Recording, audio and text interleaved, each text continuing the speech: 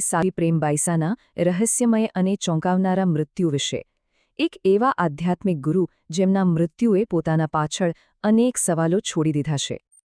આ આખા રહસ્યના કેન્દ્રમાં એક એવો વિચિત્ર સવાલ છે જે કોઈને પણ વિચારતા કરી દે, અને આ એક જ ઘટનાએ તપાસ કરનારાઓને એક બહુ મોટા અને ઘેરા પારિવારિક રહસ્ય સુધી પહોંચાડ્યા. આખી વાતને સમજવા માટે આપણે એમના મૃત્યુથી શરૂઆત નહીં કરીએ, પણ એના 2.5 કલાક પછી જે થયું ત્યાંથી કરીશું. હવે જુઓ, આ ટાઈમલાઈન જ બધું કહી દે છે. સાંજે 5:15 વાગ્યે મૃત્યુ અને રાત્રે 8 વાગ્યે ઇન્સ્ટાગ્રામ પોસ્ટ. આ અશક્ય સમયના તફાવતે જ પોલીસને તરત જ અલર્ટ કરી દીધા કે અહીં કંઈક બહુ મોટી ગડબડ છે. અને કેસમાં પહેલો અને સૌથી મોટો સુરા કોણે આપ્યો ખબર છે? ખુદ સાધ્વીના પિતા બિરમનાથે. એમણે કેમેરા સામે જ એક એવી ચોંકાવનારી વાત કબૂલી લીધી જેણે આખા કેસની દિશા જ બદલી નાખી. તો ચાલો હવે મુખ્ય શંકાસ્પદ એટલે કે એમના પિતાની વાત કરીએ, કારણ કે એમની વાર્તામાં એટલા બધા વિરોધાભાસ છે કે આખો કેસ વધુને વધુ ગૂંચવાતો જાય છે. કેમેરા સામે તો બિરમનાથ એકદમ તૂટી ગયેલા, દુઃખી પિતા લાગી રહ્યા હતા, પોતાની દીકરી માટે આંસુ વહાવી રહ્યા હતા. પણ પડદા પાછળ જે ચાલી રહ્યું હતું એની કહાણી તો સાવ જુદી જ હતી. એટલે જુઓ, આજ તો છે સૌથી મોટો વિરોધાભાસ. જાહેરમાં એમણે કહ્યું કે એમની દીકરીનું કુદરતી મૃત્યુ થયું, પણ એમણે જે કર્યું એટલે કે મૃત્યુ પછી સોશિયલ મીડિયા પોસ્ટ કરાવી, એ એમના શબ્દો પર બહુ મોટો સવાલ ઊભો કરે છે. હવે વિચારો, કોઈ પિતા જે પોતાની દીકરીને બચાવવા માંગતા હોય એ રસ્તામાં આવતી સારી હોસ્પિટલ્સ છોડીને 8 કિલોમીટર દૂર શા માટે જાય? પોસ્ટમોર્ટમનો ઇનકાર કેમ કરે? અને સૌથી શંકાસ્પદ, આશ્રમના સીસીટીવી કેમેરા કેમ હટાવી દે? આ બધી હરકતો કોઈ ગભરાયેલા પિતાની નહોતી, પણ કોઈ એવી વ્યક્તિની હતી જે બહુ જ સાવચેતીથી પરિસ્થિતિને સંભાળી રહી હોય. પણ સવાલ એ છે કે કોઈ પિતા આવું કરે જ શા માટે? તપાસમાં જે કારણ સામે આવ્યું એ હતું પૈસા. તપાસ કરનારા અધિકારીઓએ સાધ્વીને સોનાનું ઈંડું આપતી મરઘી કહી હતી, અને આ એક જ વાક્ય બતાવી દે છે કે પરિવાર માટે એમનું શું મહત્વ હતું, એમની સંપત્તિ અને પ્રતિષ્ઠા માટે સાધ્વી કેટલા જરૂરી હતા. એક અંદાજ મુજબ તેઓ ફક્ત 4 થી 5 દિવસના એક આધ્યાત્મિક કાર્યક્રમ માટે 2 થી 3 લાખ રૂપિયા લેતા હતા. આના પરથી જ એમની કમાણીનો અને એમની આર્થિક શક્તિનો અંદાજ લગાવી શકાય છે. એમનું જીવન એકદમ પ્રભાવશાળી હતું.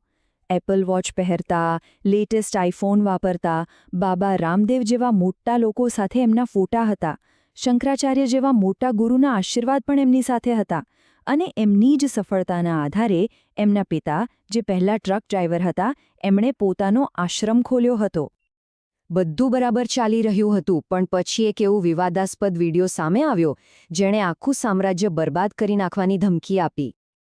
આ વિડીયો 2021નો હતો, જે એમના મૃત્યુના 6 મહિના પહેલા જ વાયરલ થયો. એમાં એમના પિતા સાથેના કેટલાક અયોગ્ય દ્રશ્યો હતા, જેના કારણે એમની એક સંત તરીકેની છબી અને એમની આવક બંને પર મોટો ખતરો ઊભો થઈ ગયો હતો. હવે હેતુ તો લગભગ સ્પષ્ટ થઈ ગયો હતો, એટલે તપાસકર્તાઓએ એ જાણવા પર ધ્યાન કેન્દ્રિત કર્યું કે એમનું મૃત્યુ આખરે થયું કેવી રીતે. એમના મૃત્યુના દિવસની ઘટનાઓનો ક્રમ જુઓ. પહેલાં તો સાધ્વીએ કહ્યું કે એમને સામાન્ય શરદી છે. પછી એમના પિતાએ કોઈ દૂરની હોસ્પિટલમાંથી એક ચોક્કસ કમ્પાઉન્ડરને ફોન કર્યો. એ કમ્પાઉન્ડર આવ્યો અને એણે એક ઇન્જેક્શન આપ્યું. અને ઇન્જેક્શન આપ્યાની થોડી જ ક્ષણોમાં સાધ્વીના હાથ પગ ઢીલા પડી ગયા અને તે ઢળી પડ્યા. અને સૌથી વિચિત્ર વાત, દેવસિંહ રાજપુરોહિત નામનો એ કમ્પાઉન્ડર પછી ગાયબ જ થઈ ગયો. એનો કોઈ પત્તો જ ના લાગ્યો. અહીં સૌથી મોટો સવાલ એ જ છે, સામાન્ય શરદી માટે કોઈ ડોક્ટરને બદલે કમ્પાઉન્ડરને કેમ બોલાવે, અને એ પણ એક અજાણ્યું ઇન્જેક્શન આપવા માટે? પિતાની આખી વાર્તામાં આ જ સૌથી શંકાસ્પદ અને અતાર્કિક વાત છે. ઓની જુઓ, શરૂઆતના ઓટોપ્સીના જે રિપોર્ટ આવ્યા એણે તો કુદરતી મૃત્યુની વાતને સાવ ખોટી પાડી દીધી. રિપોર્ટમાં આવ્યું કે પેટ અને આંતરડા સંકોચાઈ ગયા હતા, મતલબ કે શરીર કોઈક પદાર્થને પચાવવા માટે સંઘર્ષ કરી રહ્યું હતું. આ ઝેર અથવા ડ્રગ ઓવરડોઝ તરફ ઇશારો કરતું હતું.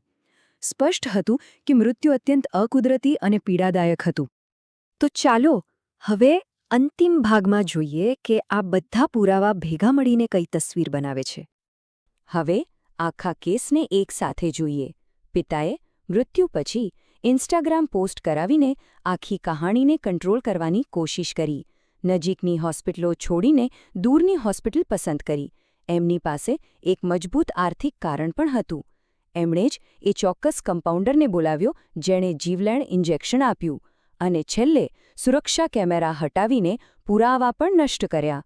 બધા જ પુરાવા એક જ વ્યક્તિ તરફ ઇશારો કરી રહ્યા છે. હાલમાં પોલીસ અંતિમ ફોરેન્સિક રિપોર્ટની રાહ જોઈ રહી છે. પણ સૂત્રોનું માનીએ તો એમને લગભગ ખબર જ છે કે આની પાછળ કોણ જવાબદાર છે. શંકાસ્પદ ઘટનાઓની આખી કડીએ પોલીસ માટે ચિત્ર લગભગ સ્પષ્ટ કરી દીધું છે. તો અંતે સવાલ એ જ રહી જાય છે કે આ બધું એક પિતાનું દુઃખ હતું કે પછી એક પરફેક્ટ ગુનો? શું આ એક દુઃખદ અકસ્માતને છુપાવવાનો હતાશ પ્રયાસ હતો કે પછી બહુ જ ઠંડા કલેજે કરેલી એક હત્યા?